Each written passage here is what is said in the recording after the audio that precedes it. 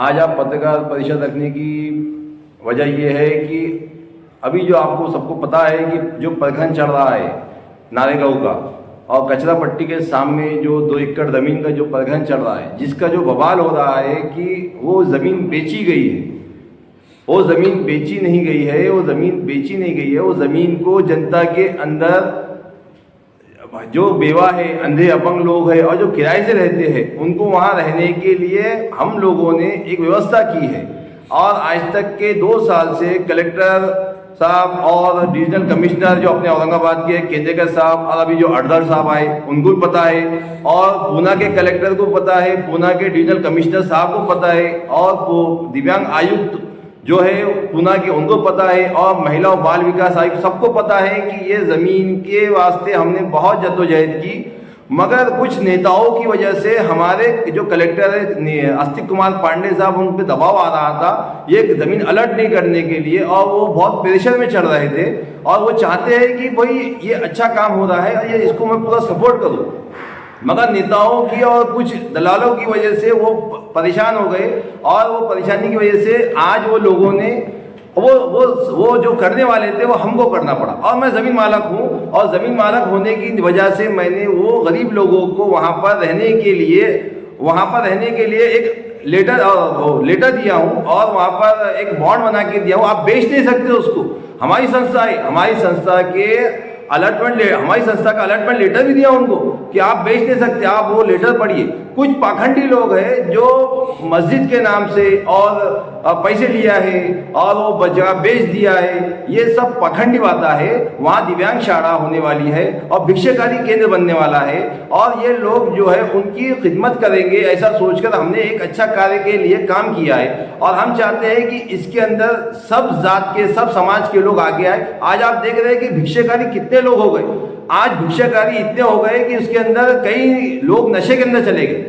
हम नशा मुक्त अभियान करते हैं, मगर नशा मुक्त अभियान नहीं हो रहा है। भिक्षाकारी नशा करके भीख मांग रहे हैं। तो हम चाहते हैं कि वहाँ भिक्षाकारी लोग आए और भिक्षाकारी को हम अच्छे से अच्छा गाइडेंस करें और उनको भीख मांगने से रोकें। और जो दिव्यांग लोग हैं जो आत्महत्या कर रहे हैं, बहुत परेशान है दिव्यांग लोग, जिसकी वजह से कई आत्महत्या हो गई है उनकी, तो हम चाहते हैं वो दिव्यांग लोगों को एक अच्छी व्यवस्था करें। ये डिविजनल कमिश्नर साहब, जिलाधिकारी और दिव्यांग आयुक्त सबको पता है। इन सबसे बात हो रही है 2 साल से, मगर इसका कोई हल नहीं निकल रहा था। तो हमने एक हल ऐसा निकाला कि उनको रहने की व्यवस्था करने, जो बेवाएँ हैं वो किराया नहीं भर सकती, जो गरीब लोग हैं वो किराया नहीं भर सकते, मगर उनको मजबूरी में अपने बाल बच्चों का पेट काट के वो किराया भरना पड़ रहा था।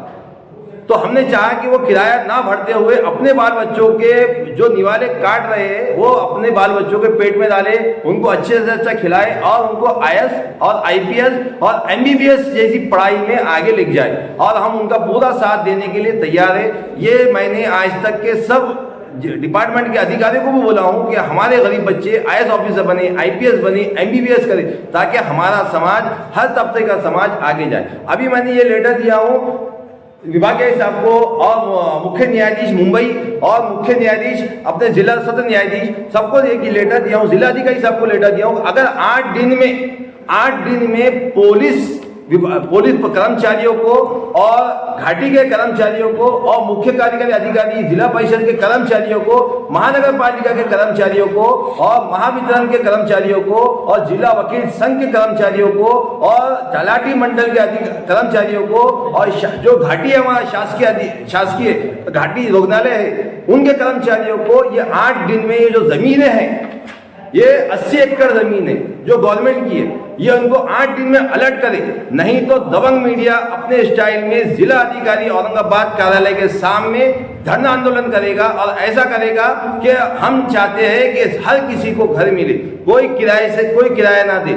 आज अगर जमीन अगर ये शासकीय लोगों को दी जाती, पुलिस कर्मचारियों को दी जाती है, तो जो भत्ता दिया जाता है इनको किराया भरने के लिए गवर्नमेंट का, कई 5,000 कई 10,000 कई 4,000, तो गवर्नमेंट के कहीं लाखों रुपये हम बचा सकते हैं। क्योंकि ये जमीनें पड़ी हुई है, ये ज़मीनें पड़ी हुई है और इस पर कई माफियाओं की नज़र है। हम चाहते हैं कि ये ज़मीनें शासकीय जो कर्मचारी है उनकी लिए यूज़ की जाए और गवर्नमेंट का पैसा बचाया जाए। हम भी यही चाहते हैं कि जो गरीब, अभी आप देख रहे हैं कि कई बार घर कुल की योजनाओं की मीटिंग हुई, घर कुल योजनाओं के बारे में कई बार भी हमारे अभिजीत चौधरी साहब ने कई ऐसा लक्ष्य लिया था कि भाई घर कुल योजना मिलना चाहिए, मगर हमारा जब भी कोई अच्छा अधिकारी आता है उसका ट्रांसफर कर दिया जाता है, नहीं तो उसको एक धब्बा लगा के भगा दिया जाता है। बकोरिया साहब ने अच्छा काम किया, निधि पांडे ने अच्छा काम किया, अमितेश कुमार जैसे कमिश्नर अच्छा काम किया, फिर जब ये अधिकारी चले जाते हैं तो फिर हमारा शहर फिर नशे में चल जाता है। फिर ये जो गरीब अवाम है उनको धोखा देकर कई माफिया, कई लीडर अपना जेब भरते हैं। अरे ये कब तक चलेगा? हम चाहते हैं कि बंद होना चाहिए और जो गरीब जनता है उनके बारे में सोचना चाहिए, और जो दिव्यांग लोग जो आत्महत्या करने मजबूर हो रहे हैं उनको भी आप उनका जो हक मानकर जो अपने घर को रोशन कर रहे हैं वो हक वो रोशन ना करते हुए उनकी रोशनी के अगर वो नहीं देख सकते तो कम से कम उनका सहारा बने। और हम ये चाहते हैं कि जो अभी जो 70-80 एकड़ जो ज़मीन है ये सब शासकीय, जितने भी पुलिस डिपार्टमेंट के लोग हैं, जितने भी नीम शासकीय और नीम शासकीय जो लोग हैं उनको ये ज़मीन अलर्ट करके दी जाए और उनको किराया मुक्त और भाड़ा मुक्त किया जाए ताकि वो अपने बच्चों का दो निवाला अच्छे से अच्छा खिला सके। अभी वो जमीन पे किसी का कब्जा है या क्या?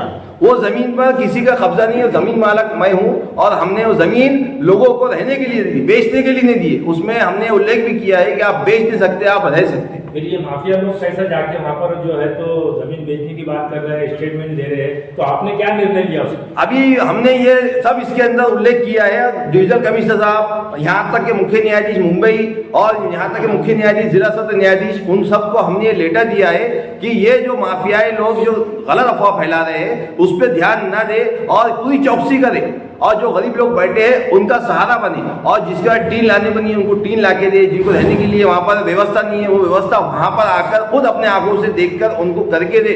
ये माफियाओं के आप जो बोली सुनी बातों पे मत जाए, वहाँ आकर देखे किसी के बाद टीन लाने को नहीं है, किसी का बल्ला लाने को नहीं है, मगर फिर भी बेचारे गरीब लोग कैसा भी करके अपनी झोपड़ी बना रहे और वहाँ पर ये माफिया लोग पुलिस वालों को भेजकर और अपनी माफियागिरी से पैसों से वहाँ पर गरीबों का घर तोड़ते जा रहे हैं। आप पे जो कुछ माफियाओं के नाम दे सकते हैं? आप पे जो गंभीर आरोप हुआ कल, तो उसका क्या जवाब देंगे आप? आपके खिलाफ जो षड्यंत्र रचा गया, कुछ यूट्यूबर को बुला के न्यूज प्रसारित किया गया, उसका क्या जवाब देंगे आप? यूट्यूब के बारे में जो हमारे जो यूट्यूबर चैनल वाले हैं, मैं उनसे निवेदन करता हूं, अपील करता हूं और उनसे एक गुजारिश करता हूं कि हमेशा अच्छी खबर दे और हकीकत वाली खबर बताए, और जो चीज़ आपको बताई जा रही है पहले उसका पड़ताल करें और उसके बाद न्यूज़ लगाए। आप वहाँ जाकर देखें और लोगों का हाल पूछे कि ये ज़मीन, कल उनके जो चेहरे पे खुशी थी घर बनाते टाइम, आज वो जब तोड़ा गया तो उनकी जो खुशी थी आज उनकी आंसू में बदल गई। अरे दिया है और वो खूब तड़ीपार है और वो लोगों को गलत इंफॉर्मेशन देकर और पुलिस वालों को भी वहां पर अपनी गलत इंफॉर्मेशन पहुंचाकर और अपना नाम बढ़ाना चाहता है। मैं उसका नाम लेना नहीं चाहता, वो खुद तड़ीपार है, वो खुद जमीन माफिया है, वो क्या बोलेगा लोगों को उस बात में उसकी हकीकत कहाँ पर उसने कब्जे मारा, कहाँ पर कब्जे नहीं मारा, वो उसमें खुद 20 से 25 गुना दाखिल है और वो क्या हमारे बारे में बोलेगा? उसको क्या मालूम है कि हम लोग क्या चाह रहे हैं? यहाँ पर डिविजनल कमिश्नर साहब, कलेक्टर साहब, जो अस्तिक कुमार पांडे, सबको पता है कि हम गरीब जनता के लिए क्या चाह रहे हैं। अभी हमने जो लेटर दिया है, हम ये चाहते हैं पूरे शासकीय अधिकारियों कर्मचारियों को ये जमीन अलर्ट करे और उनको प्लाटा दे। इसमें हमारा क्या मफाद है? हम ये चाहते हैं कि हर यहाँ का जो नागरिक है वो किराया मुक्त, भाड़ा मुक्त हो जाए और जो शासकीय जो अधिकारी अगर उनको पैसा जो गवर्नमेंट देती है वो गवर्नमेंट को ज्यादा से ज्यादा फायदा पहुंचे ताकि गवर्नमेंट अपने आने वाले लोगों के वास्ते अच्छे से अच्छा कार्य करे। और हम चाहते हैं कि जो यूट्यूब चैनल वालों ने जो न्यूज लगाई है उन्हें भी ये चाहिए था कि उसकी जांच पड़ताल करे और वो माफिया के पास जाकर जो न्यूज ले रहे हैं पहले उसका बायोडाटा मालूम करे कि वो क्या है और जिसके बारे में बोल रहा है वो शख्स क्या है जिसने 155 दिन उपोषण डाला जनता के हित के लिए, जनता के अच्छे कार्य के लिए। अगर आपको यकीन नहीं आता तो उठा के देख लो, लॉकडाउन से पहले केंद्र के साथ विभाग के डिजिटल कमिश्नर साहब के सामने हमने 155 दिन उपोषण डाला। क्यों डाला? क्योंकि जनता का अच्छे से अच्छा कार्य हो और वो अच्छे से अच्छा कार्य कर सके। आज घाटी का मुद्दा लिया था केंद्र के साहब ने, वो घाटी के मुद्दे को अच्छा हल किया। आज रोशन गेट की जो जमीन है कई माफियाओं की उसके ऊपर नजर थी, वो माफियाओं की नजर होने की वजह से हमने आवाज उठाई और वो आवाज उठाने की वजह से हमने 155 दिन उपोषण डाला। उसका मुद्दा भी उसमें था। हमारे डिविजन कमिश्नर विभाग के केंद्र साहब ने जबान की थी कि वो उसको मैं बच्चों के लिए गार्डन बनाऊंगा और वो उन्होंने अपना वादा पूरा करके यहाँ से चले गए। और आप देखेंगे इंशाल्लाह वो अच्छे से अच्छा गार्डन बनेगा और सामने से मॉल बनेगा, 25 लाख लीटर की टाकी वहां बनेगी। हम जमीन माफियाओं को हटाकर लोगों के अच्छा सोच रहे हैं और ये जमीन माफिया हम पर तोहमत लगाकर हमें बदनाम कर रहे हैं। तो हम चाहते हैं कि ऐसे दो यूट्यूब जो चैनल वाले हैं वो अपने आप को सुधारे और अपने आप को बेइज्जत होने से बचाए और मीडिया का नाम बेइज्जत होने से बचाए। और जो मीडिया का नाम उनकी वजह से बदनाम हो रहा है ऐसे चैनल वालों से हम चाहते हैं कि सब जितने भी पत्रकार है, मैं आज अपील करता हूँ सबसे कि अगर वो ये सुधरते नहीं है तो उनका बाइकाट करें और वो बाइकाट के अंदर मैं भी आपके साथ रहूंगा और पूरी संगठनाएं आपके साथ रहेंगी। अगर ये ऐसे हरकतें करते रहेंगे ये चैनल वाले और ऐसे न्यूज़पेपर वाले तो इन सब का अपन मिलकर बाइकाट करें और अच्छे जनता की सेवा करें। वो जो उन्होंने हरकत की है दे पैटर्न गेट पे एक न्यूज कवर करे उन्होंने पूरे पत्रकारों के खिलाफ बदनामी यूट्यूबरों ने करे, इसके बाद आपकी उन्होंने अपडेट लिया, विरोध में अपडेट लाया, आप क्या कार्रवाई करना चाहिए उनके खिलाफ? हम ये करेंगे कि अगर हमें पता चला कि ये जो यूट्यूबर चैनल वाले हैं जिसने ये गलत न्यूज लगा रहे हैं ये दो चैनल वाले, तो उनकी हम पैसे जो लेकर जो न्यूज लगा रहे हैं हम उनकी पड़ताल करेंगे। अगर सही अगर होता है तो हम इसके खिलाफ एक्शन लेने के वास्ते आगे आएंगे। अगर ये सुधरते हैं और जनता के हित में काम करते हैं तो बहुत अच्छी बात है, नहीं तो फिर हम इसके खिलाफ एक्शन लेंगे। और दूसरी बात यह है कि जो अभी हमारे जिसको हमने घर अलर्ट किया था और जिसको घर वहां बनाने के लिए दिया था तो पुलिस वाले वहां पर अपना दबाव डालकर बच्चों को एफआईआर फाड़कर लोगों पे एफआईआर फाड़ने की धमकी दे देकर पुलिस स्टेशन बुला रहे हैं। तो मैं चाहता हूं कि जो एमआईडीसी की जो पीआई है वो अपने आप को सुधारे और जनता की सेवा के लिए आगे आए। इससे पुलिस प्रशासन का नाम बदनाम हो रहा है और ये ऐसा पुलिस प्रशासन का नाम बदनाम ना करे, पूरी पड़ताल करे इसमें क्या सही है क्या गलत है। अगर पुलिस प्रशासन को ऐसा ही बदनाम किया गया तो हम वो पीआई के खिलाफ भी एक्शन लेंगे। और अगर हम कल एक्शन लेंगे तो फिर हमें सीपी साहब और हमारे जो कलेक्टर साहब ये नहीं कहना कि आप गलत किए। उस पीआई को चाहिए कि वो पूरी पड़ताल करे और ऐसे धमकीबाज और ऐसे जो माफियाओं से लेन देन कर जो लोगों को सता रहा है वो सुधर जाए और वो बच्चों पर एफआईआर ना फाड़े, वो लोगों पर एफआईआर ना फाड़े। हमने अलर्ट की है, मैं जमीन मालिक हूँ और मैंने उसको उन गरीब लोगों को वहां पर रहने के लिए रहने के लिए उनका किराया बचाने के लिए वहां उनको रहने के लिए जगह दिया हूँ और उनको कोई एफआईआर ना पड़े और उनको कोई धमकी ना दे। पीआई साहब मैं आपसे अपील करता हूँ कि पुलिस प्रशासन का नाम बदनाम ना करें। अभी जो आप पे एफआईआर हुई है उसके बारे में क्या कहेंगे? हम पे जो एफआईआर हुई है वो तो सबको पता है कि झूठी एफआईआर है, मैं जमीन मालिक हूँ। इसके बारे में अपना एसपी कुमार पांडे साहब को मालूम है, हमारे विभागीय केंद्र का विभागीय अरदार साहब को मालूम है और जो केंद्र के साहब थे विभागीय जो जा चुके हैं उनको मालूम है। सब अधिकारियों को यहाँ तक के पूना के दिव्यांग आयुक्त और यहाँ के महिला और बाल विकास आयुक्त सबको पता है कि मैं उसका मालिक हूँ। मैं उनको सबको कागज पत्र बता चुका हूँ। खाली जो हमको जमीन अलर्ट नहीं किए जा रही थी तो वो कुछ नेताओं की और जमीन माफियाओं की और कुछ जो चापलूस लीडर है उनकी वजह से हमें जमीन नहीं दी जा रही थी। तो इंशाल्लाह वो जमीन भी हमको बहुत अच्छी तरीके से और वहाँ पर घरकुल की योजना भी इंशाल्लाह हम लाएंगे और इंशाल्लाह उन लोगों को अच्छे से अच्छा घर बना के देंगे। इंशाल्लाह ये पूरी ताकत लगाएंगे और बेचारे जो गरीब है उनको अच्छे से अच्छा घर बनाकर दिया जाएगा। एफआईआर में ये बोला है कि आपने वो जमीन जो है वो लोगों को बॉन्ड पर बेची है, इसके बारे में क्या कहना है? हमने जमीन जो पढ़ा लिखा है वो बॉन्ड पढ़ेगा और समझ जाएगा कि बॉन्ड हमने बेची है या रहने के लिए दी है।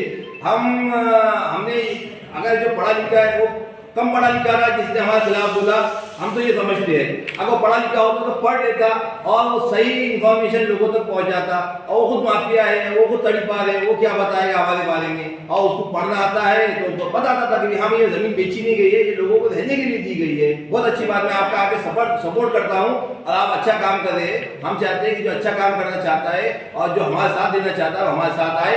हम किसी के खिलाफ नहीं है। हम चाहते हैं कि अगर ये शासकीय जमीन अगर दी जाती है शासकीय अधिकारियों को कर्मचारियों को तो इसमें मंदिर बने, मस्जिद बने, गुरुद्वारा बने या यहाँ तक के जो अपन बुद्ध विहार बने, जो बनाना चाहते हैं वो बनाकर है। हमारे तो ऐसा मकसद नहीं है कि भी किसी का मंदिर नहीं बनना, किसी की मस्जिद नहीं बनना, किसी का, हम चाहते हैं कि जमीन अलर्ट करे और जो लोग अपने काम करना चाहते हैं अपना काम करें तो अपने काम से रहे। ये माफियाओं के बातों में ना जाए, ये माफिया लोग बोलते रहेंगे जमीन पे कब्जा करना है और ये कुछ करते नहीं है, ये लोगों का कुछ भला नहीं चाहते, इसलिए आप अलर्ट रहे और इनकी बातों में ध्यान न दें। जो अपने डॉक्यूमेंट्स लिख के दिए वो जो वहाँ रहने वाले को, तो डॉक्यूमेंट्स आपके पास नहीं है बॉन्ड की जरूरत वगैरह? जी, वो पूरा ओरिजिनल हमारे पास है और हम उसको कई बार कलेक्टर साहब को बता चुके हैं, विभागीय साहब को बता चुके हैं, हम ओरिजिनल मालक है उसके। अभी आपके पास में वो है क्या? है ना, हमारे पास भी है ना, तो हम वो सब लेके आए, आपको बताए ताकि वो आपको हकीकत मालूम पड़े कि भाई हम सही मालक है कि नहीं। कितने लोग वहाँ पे रहते हैं अभी अल्हम्दुलिल्लाह वहाँ पर 150 से 200 लोगों को हमने वो जमीन मतलब रहने के लिए दी है माशाल्लाह। जो गरीब तबके के लोग हैं, बेवा है, कई कुछ अंधे अपंग लोग हैं, कुछ दिव्यांग लोग हैं, उन सबको हमने दी है रहने के लिए। जो 200 साल वीडियोस देखने के लिए सब्सक्राइब करें, बेल आइकन दबाकर पाएं लेटेस्ट नोटिफिकेशंस।